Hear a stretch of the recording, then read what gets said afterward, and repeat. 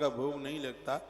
बिना भगवान को भोग लगाए हुए या कोई चीज हमारे पास में है जो लोग अकेले ही अकेले उसे बैठ के खाते हैं, उन्हें कौआ बनना होता है, कागा। वर्णन है ग्रंथ में कहा गया, यस्तो ही वा असविष्णं चाति यत कंचनोपनित नपत पंच यज्ञो वायस, वायस कहते हैं कागा को, बिना पंच यज्ञ किए हुए। मैंने बहुत बार आपको बोला है, आप आटा छानते हैं, आटा छानते हैं आप, तो उसमें से भूसी बचती है, उसके ऊपर गौ माता का अधिकार है। आप रोटी बनाते हैं, पलोथन बचता है, उसके ऊपर चींटियों का अधिकार है, उसे कभी भी द्वारा कनस्तर में मत डालिए। मैंने पूर्व में बोला, पलोथन जानते हैं आप? हाँ, तो उसका जो भी बचता है, तो ऐसा, ये तो ऐसे हो जाए कि आधा गिलास पानी पी के बचा हुआ आधा गिलास फिर मटके में डाल दिया जाए, उसी तरीके से पलोथन बचा हुआ उसके ऊपर चींटियों का अधिकार है। इससे में लिखा है जो पंच यज्ञ नहीं करते, 5 यज्ञ होते हैं, लिख लें आप कौन कौन से हैं।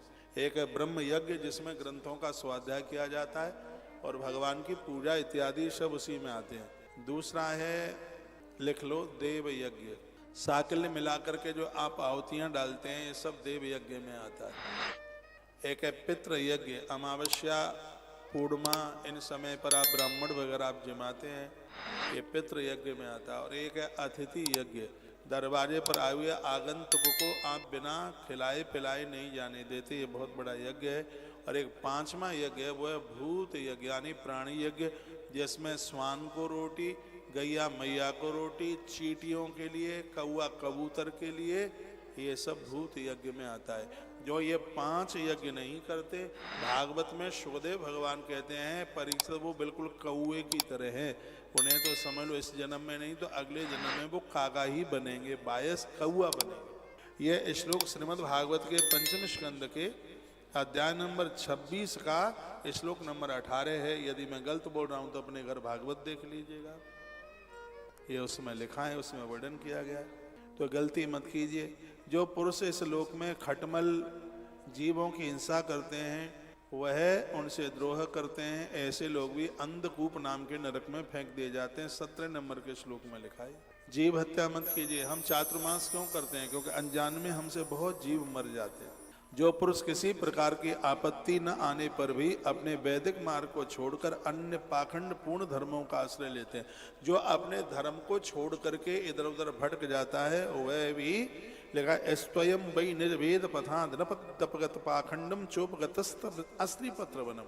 ऐसे व्यक्ति को अस्त्री पत्र वन नाम के नरक में जाकर के उसको कोड़ों से पीटा जाता है। कितनी भी दिक्कत परेशानी आ जाए, अपने धर्म को नहीं छोड़िए। गीता कहती है कि अपने धर्म में मर जाना आन बान शान है, प्रलोभन में आकर के किसी के धर्म को स्वीकार कर लेना ये बहुत बड़ी कायरता है। अपने धर्म को नहीं छोड़िए।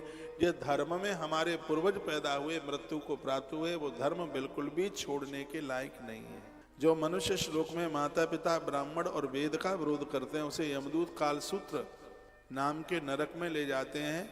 इसका घेरा 10,000 योजन का होता है। इसकी भूमि तांबे की तपती हुई भूमि होती है, वहाँ जीव को भारी कष्ट होता है। ये लिख लो, जो माता पिता ब्राह्मण और वेद का विरोध करते हैं, ऐसे लोगों को इस नरक में फेंक दिया जाता है। कालसूत्र नरक का नाम है।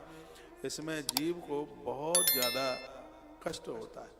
महारौरव नाम का नरक, भैया यह भी बहुत कष्ट देने वाला, जो क्रूर मनुष्य लोक में अपना पेट पालने के लिए जीव पशु पंक्षियों को रांधते हैं, उन्हें मारते हैं, ऐसे लोगों को कुंभी पाक नाम के नरक में तेल के कड़ावे में, खौलते हुए कड़ावे में फेंक दिया जाता है। जीव हिंसा करने वालों को जमीन में पूरा गाड़ के और उन पशुओं के द्वारा उनको नुचवाया जाता है जिस जीव की हत्या की है।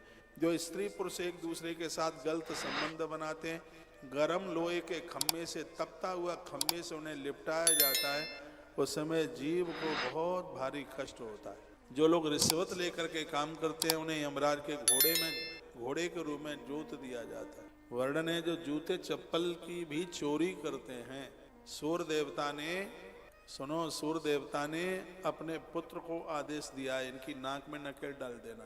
किसी की चरण पादुका चुराना बहुत बड़ा अपराध है। चप्पल चोर मत बनना कभी। जूते चप्पल नहीं उठाना किसी के। अंदर से बड़ी बददुआएं निकलती हैं, मैंने देखा है। किसी मैया ने 250 रुपए की चप्पल पहन के आई, कोई पहन के चला गया, वो कहती है तेरा सत्यानाश हो जाए, 250 रुपए की पहन के आई थी।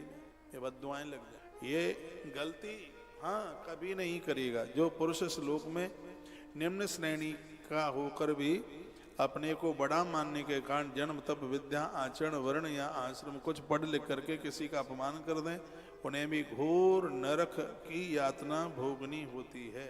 वर्णन है इस लोक में जो व्यक्ति अपने को बड़ा धनवान मान करके अभिमान के साथ सबको टेढ़ी नजर से देखते हैं, तो ऐसे व्यक्ति को भी बहुत बड़े दंड का अधिकारी बनना होता है।